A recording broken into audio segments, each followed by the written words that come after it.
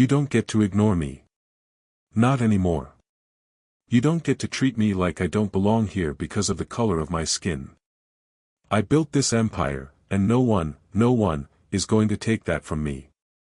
Racism is still thriving in America, and it's more insidious than we care to admit. But are we really going to sit back and let it continue? How many more stories like this do we need to hear before we demand change? The question is, are you with us? Are you ready to stand up, speak out, and be part of the change? If you believe Black Lives Matter, if you stand for equality, hit that subscribe button. Tasha Williams, a black woman in her early 40s, walked into the upscale bank with an air of confidence, her bob-short curly hair bouncing slightly with every step.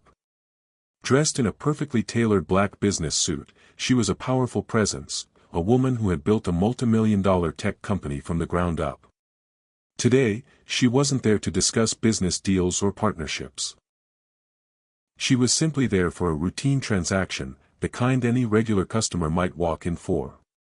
But she had no idea that this seemingly mundane task would turn into a moment of personal reckoning.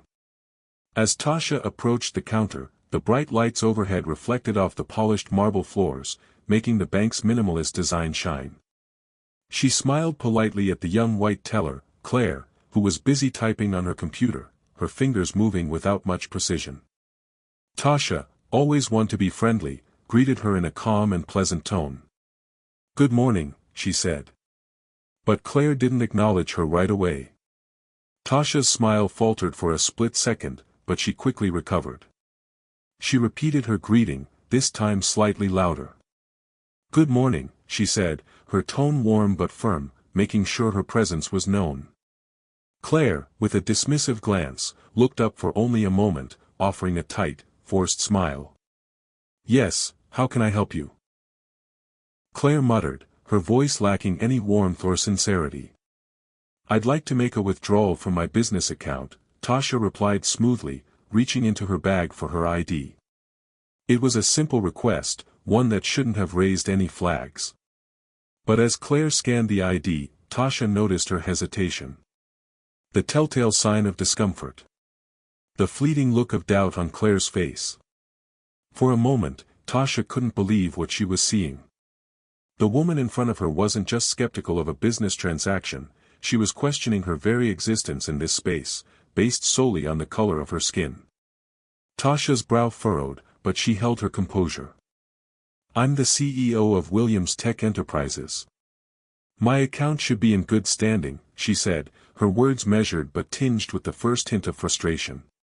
She knew what was coming next, but she wasn't prepared to let it slide.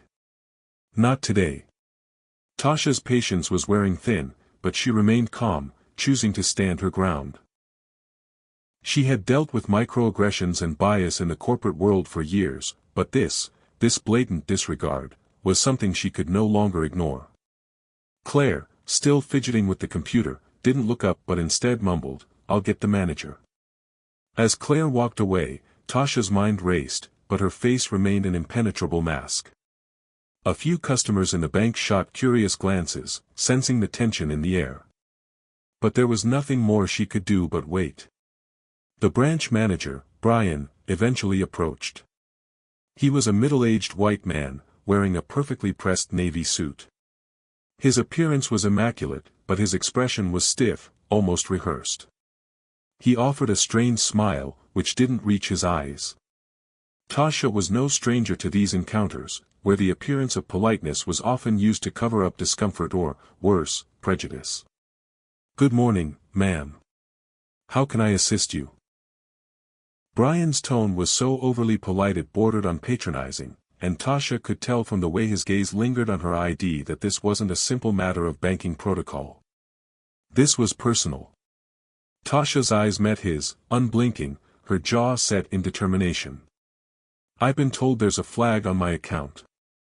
I've been banking with your institution for years. I'm sure you know who I am. I'm the CEO of Williams Tech Enterprises. Why is my account being flagged?" Brian hesitated, visibly taken aback by the directness in her voice, but he quickly regained his composure. "I'm afraid there's a hold on your account, ma'am. It's been flagged for a review. The words didn't sit right with Tasha. She could see the discomfort in Brian's eyes, the way he shifted his weight, as if trying to avoid the truth. What do you mean by flagged? I've never had an issue before. My account has always been in good standing. What exactly is the reason? She pressed, her tone cool but assertive. Brian shifted uncomfortably, fumbling with the paperwork in his hands. I'm sure it's just a formality, ma'am. These things happen sometimes. It's just a review. Tasha's expression hardened. A formality, she repeated, her voice rising slightly. You're telling me that a successful businesswoman, who's been banking here for years, gets flagged, and it's just a formality? Brian opened his mouth to respond, but Tasha cut him off. Don't insult my intelligence, Brian. This isn't about a formality. This is about race. And we both know it. The words hung heavy in the air. Claire, standing off to the side, avoided Tasha's gaze, her face flushed with guilt. The manager, Brian, shifted on his feet, clearly struggling to formulate a response. Tasha could feel the weight of their silence pressing against her, but she wasn't backing down. Not now. Not ever. You want me to believe this is a mistake? Tasha continued, her voice steady but filled with quiet fury. Because I don't. I see what's really happening here, Brian. She let the words sink in, watching the manager's unease grow. You've assumed that because I'm a black woman, I don't belong in spaces like this. You've made that decision before even checking my account. Brian opened his mouth, but no words came out. His eyes darted around the bank, looking for an escape. But there was no escaping the truth. Take a good look at me, Brian, Tasha said, her voice ice cold now, her expression unwavering. I've built an empire. You can't erase that. The silence that followed was thick, suffocating. And for the first time that day, Brian felt the weight of his own discomfort. The silence in the bank had become unbearable. Tasha stood tall, her posture impeccable, her expression hardening with each passing second. She could feel the weight of the gazes around her, customers, employees, all watching her, some with curiosity, others with a sense of discomfort. The realization that she was no longer going to play by their rules settled over her like a wave. She glanced down at her phone, which had buzzed quietly in her purse. Without missing a beat, she pulled it out with a practiced hand. The screen illuminated her face, reflecting the steely determination in her eyes. The dim lighting of the bank seemed to sharpen her features, casting a cold glow that highlighted the resolve etched into her expression. You've made your decision, Brian, she said, her voice calm but filled with an unmistakable edge. She didn't even wait for him to respond before she dialed her assistant, Tina, with a quick swipe of her finger. Tina, Tasha said, her voice unwavering, I need you to handle it. Close every single account I have with this bank. We're done here. I'm going public with this. I want them to feel the consequences. She ended the call before Tina could reply, and her gaze remained locked on Brian, who was now visibly sweating. His face had turned a shade of red that matched the rising panic in his eyes. Claire, standing off to the side, looked as though she wanted to shrink into the floor.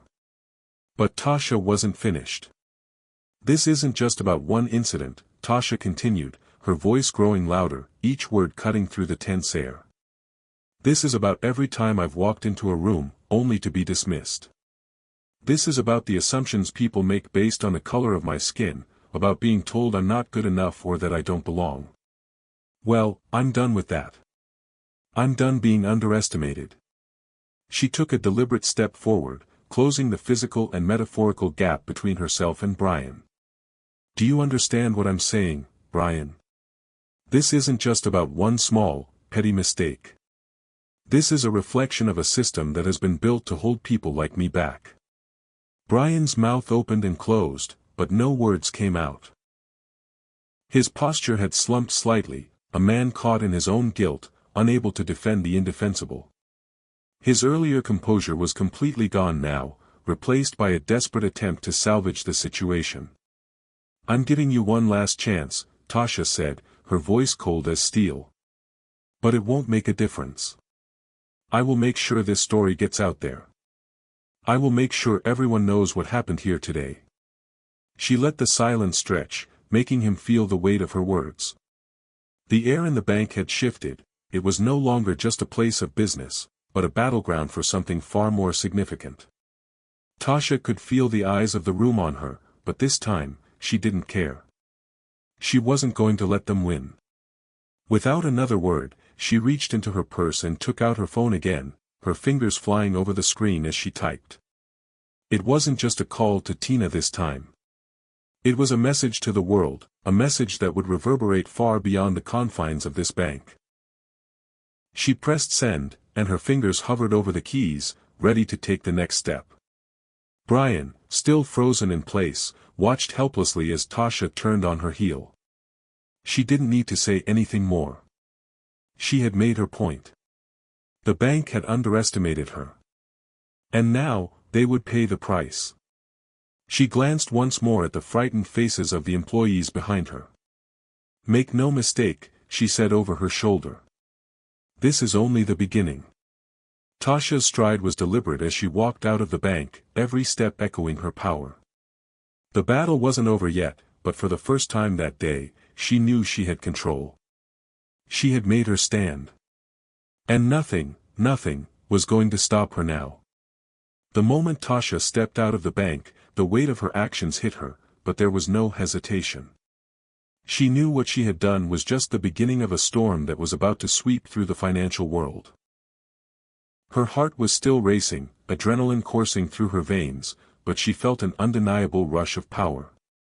She had taken control in a way that would reverberate far beyond that sterile, marble-floored lobby.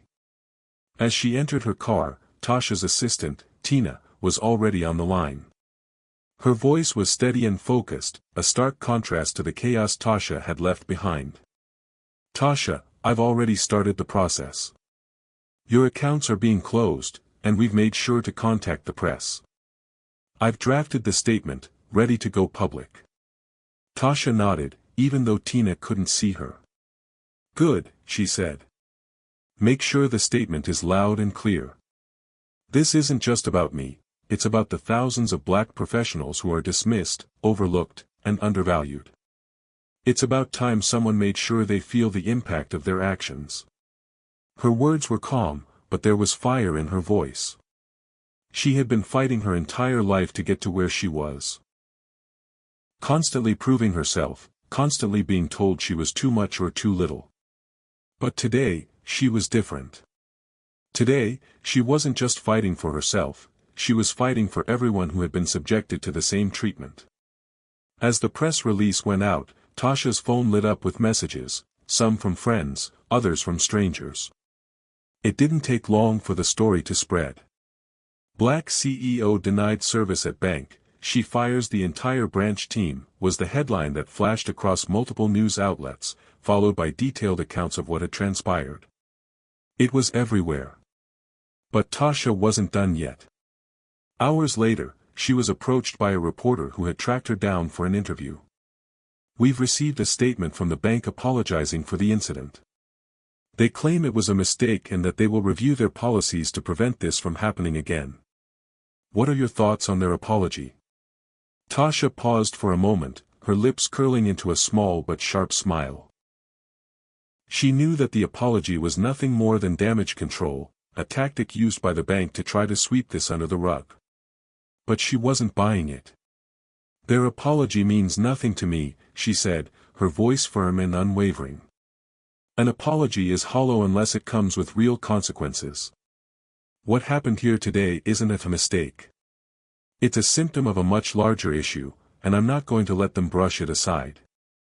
I want the people responsible for this to face real consequences." She leaned in, her expression hardening as she spoke again. "I'm not just calling for them to fire the staff members involved.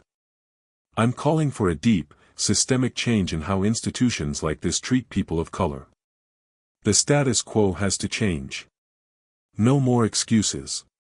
Her words echoed with such power that even the reporter, who had come in expecting a more typical response, was left speechless. There was no room for negotiation or half-hearted gestures. Tasha was done asking for permission. She was demanding justice. As the news cycle continued, the bank's reputation began to crumble. Stock prices dipped. Customers began pulling their accounts. The bank, once a symbol of financial stability and exclusivity, was now the face of racism and exclusion. And all the while, Tasha stood as the central figure in a movement that had only just begun. The bank's CEO, in a panic, reached out for a private conversation. "Tasha," he began, his voice attempting to sound calm but tinged with desperation, "let's talk. I want to resolve this. I don't want any more bad press. What do you want from us?" Tasha didn't hesitate. "It's simple," she said, her voice cold but unwavering. "You want to fix this? Start by firing the people who were involved. And I mean everyone, the teller, the manager, and anyone else who allowed this to happen. Then, you need to publicly admit what happened, and make a commitment to change. You're not going to fix this with a press release or a nice apology. You need real action, or I'm going to make sure this is the beginning of the end for your bank." She hung up the phone without waiting for a response. Tasha knew that her words, her actions, had made an indelible impact. This was her moment.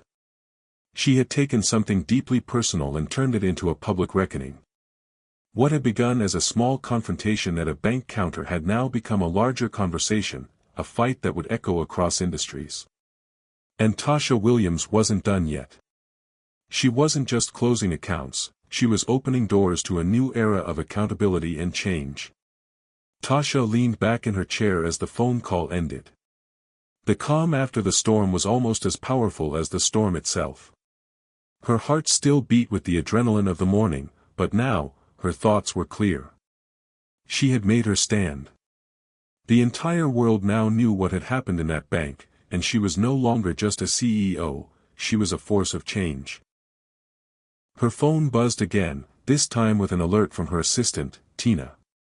"Tasha, the news is everywhere. The bank is scrambling. I've already received messages from the press. People are talking. They want more details. You're trending on Twitter." Tasha's lips curved into a small, knowing smile. The power of social media was undeniable, but it wasn't the headlines that excited her, it was the change she had set into motion. She wasn't looking for fame, she was looking for justice. And now, she had the chance to deliver it in a way that few people ever could. But the aftermath wasn't just about the bank, it was about what happened next. Tasha had already anticipated the response. What she hadn't expected, however, was the wave of support that followed. Her social media flooded with messages from people who had experienced similar treatment, from both black professionals and those who had suffered because of systemic biases in other industries. It was overwhelming, but in the best way possible. Her phone rang again, this time with a call from the CEO of the bank. He was clearly flustered, his voice shaking with an attempt at control. "Tasha, I've heard the story, and I want to apologize once more for the incident. I understand your frustration, but please let's work this out. We can resolve this without further escalation." Tasha's voice was ice cold as she replied, "I don't want your apology. I've heard enough of them. I want real accountability. I've already made my decision, your bank is now on notice. Your actions, your behavior, this isn't something that can be brushed under the rug with some weak apology. I want every person involved fired. And I want this story to remain front and center until the whole world understands what your bank stands for." There was a long pause before the CEO responded, "Tasha, you can't."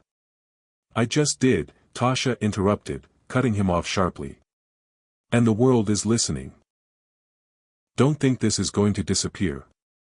You can either step up and take action, or you can deal with the consequences." Tasha hung up, her hand steady as she pressed the screen off. The phone call had been a formality, a desperate attempt by the bank to salvage whatever reputation they had left. But there was no fixing this. Tasha wasn't just holding them accountable, she was demanding that they reckon with the larger issue, racism that ran deep in the very fabric of their institution. The next few days were a whirlwind. The story spread across every major media outlet, each headline echoing the same sentiment: a black CEO had been discriminated against at a bank, and the CEO fired the entire branch in retaliation. It wasn't just a story about an individual act of racism, it became a conversation about systemic inequality in banking and beyond. Her story was now a platform for others to speak up and demand change. Tasha didn't stop there.